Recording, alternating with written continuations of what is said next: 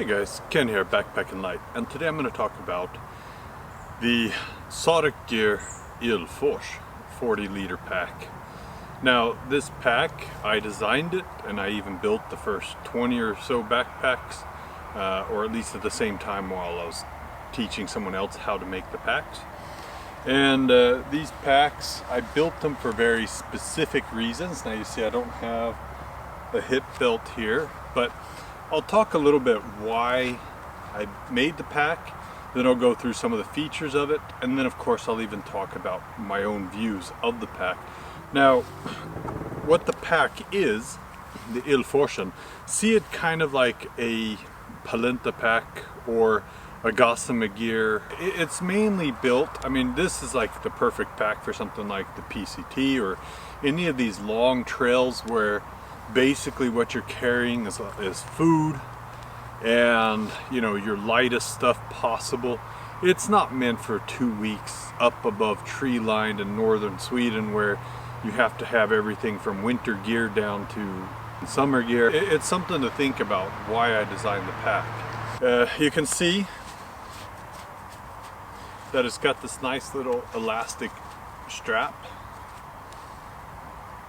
that gives some nice little movability when you're walking. The straps have a daisy chain that goes all the way down, and you even have these two nice hooks, and you'll notice they're up here. Now if you're wearing this backpack properly, that's exactly where they should be. And what I mean by properly is that the backpack sits just nicely in kind of the small of your back, where your back kind of goes in the arc, and that gives you some space, breathing space between the backpack and your body.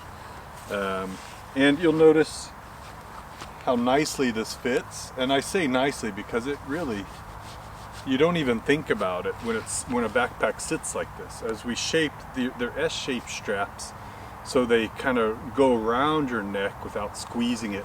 Now if you have your backpack up here, well, one, you're wearing it wrong. That's not how you wear a backpack, at least not this particular backpack. And two, it's not going to be very comfortable. It's going to squeeze your neck quite hard. So just like this, where you have the curves, the outward curves of the strap kind of go around your neck, and you can see how it sits here, that it just doesn't put any pressure on my chest. Just kind of holds my shoulders, helps me keep nice posture, but also makes it very comfortable to walk in. And I would dare say that once you put the stomach strap on, then you could probably run in it if you really wanted to. Now with that said, we do offer, the hip belt is included, but I certainly, you know, very rare occasions on this pack would I have a hip belt. And the reason is because a hip belt is going to make this pack very uncomfortable and unbalanced on your body. You know, a lot of people, they like to wear the backpacks like this. They cinch it down as hard as they possibly can, and then they get a hip belt, and then they'll strap it hard, you know, and it kind of forces the pack, and it's just not going to be very comfortable on this backpack. And on top of that, if you're carrying so much weight in this pack that you need a hip belt, then don't buy this pack, because it's simply not that kind of backpack. Now about this backpack, it's also completely watertight, so all the seams are sealed. Now there's always the caveat that yes, they're sealed, but there can always come in water, and so still have your trash bag or whatever you use for the internals to keep everything dry. The pockets, you have these two elastic pockets that you can have your drinks in. And that's also, I'll get back to the straps, why they're designed the way they are. Now I have heard a lot of people say, well, why don't you have the bottle holders in this? And the simple reason is because I didn't want to have them. And you know, there's many reasons for that. One of the big reasons is that on almost every pack I have, the water holders are the first things to break.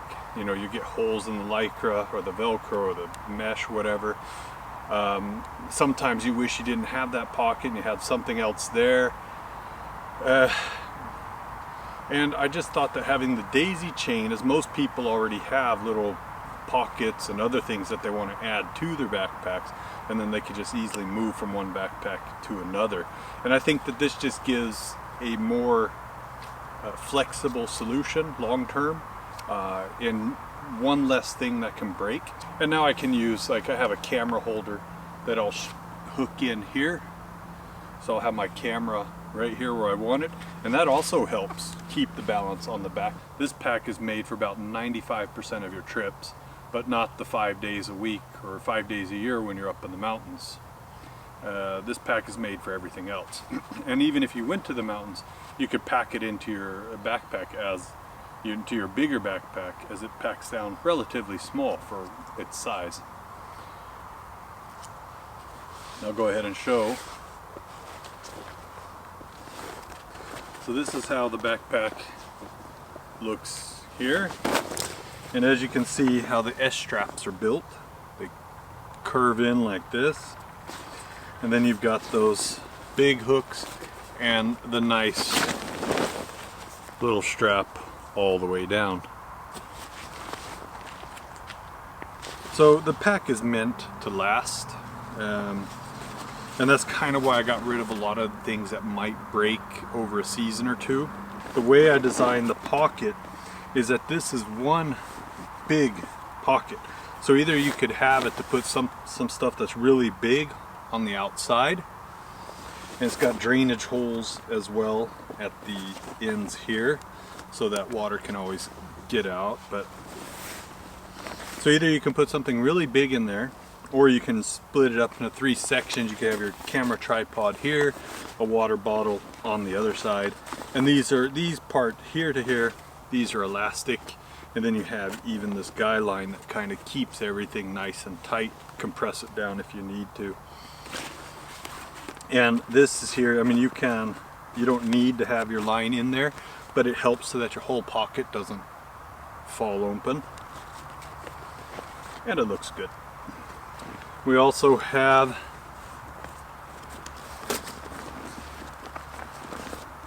your regular hanging webbing there, and also you can adjust your top. I usually have, of course, my sleeping pad, the Eva pad that I always have with me, the 3mm Sarek Eva. I usually have it right there. This is, for example, your ice hook in the winter. This is a great pack for when you're out on your ice skis or cross-country skis, whatever, in your winter activities. I keep it really simple and streamlined.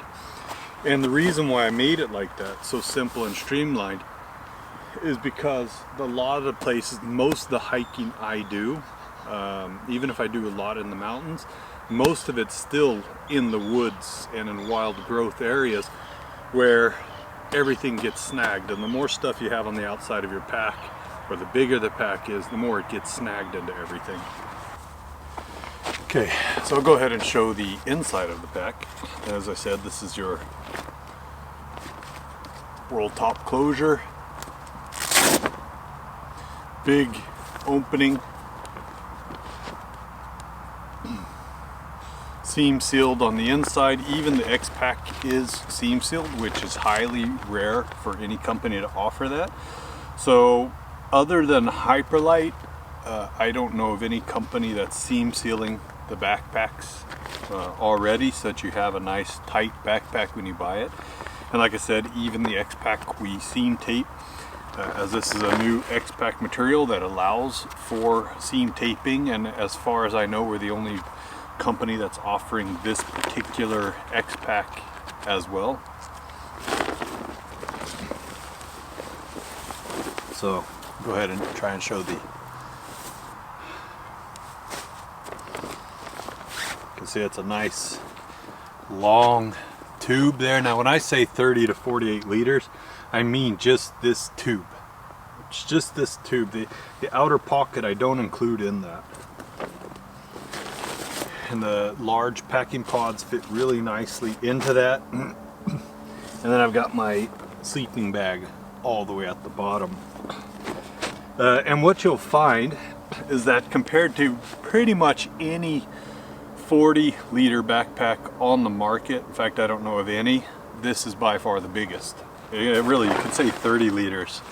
What I mean by 30 is, you know, it can be really small, so you could have it as your carry-on, or around 48 liters up there, still excluding the big pockets here, which is about another 4 to 5 liters of usable space in the big pockets. Now there's also a big, let's see if I can get that on the video.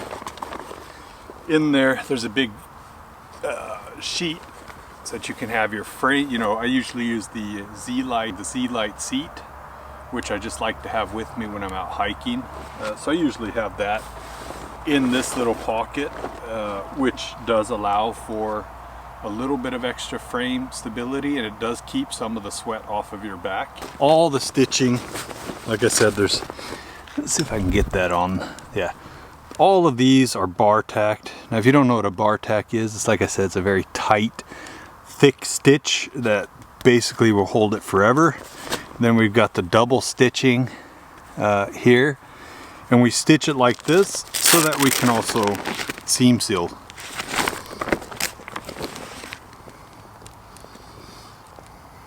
And this is your loops. If you really just can't live without your hip belt, then you do get a hip belt strap. Anyway, you get a removable hip belt that's held into place by clips. You just put that here. For taller people, for shorter people, you would put it here. Ulforsen comes in one size. I don't make them in any other sizes. I make them in one size. And the reason is because it's not meant to be used with a hip belt. And the way it's formed, we have women in our office that are about 160 centimeters tall, really thin, and it works great with them. And for taller people like myself and Marcus, that's even taller. He's 196, I'm 190. We're both about 95, or I think he's 100 and something kilos, I'm 95. And it works really well with us. We have other people who are about 165 to 170 centimeters. Works great for them. So by having the S straps where they wrap around your neck and back out again, it just adds a lot of extra comfort. There's very little of the strap, and it's right there, just right here, where you feel the least amount of weight and pressure, because it kind of follows my collarbones down and out. So I don't feel the normal pressure that I get on my shoulders when I have backpacks. But that's if you're wearing it properly.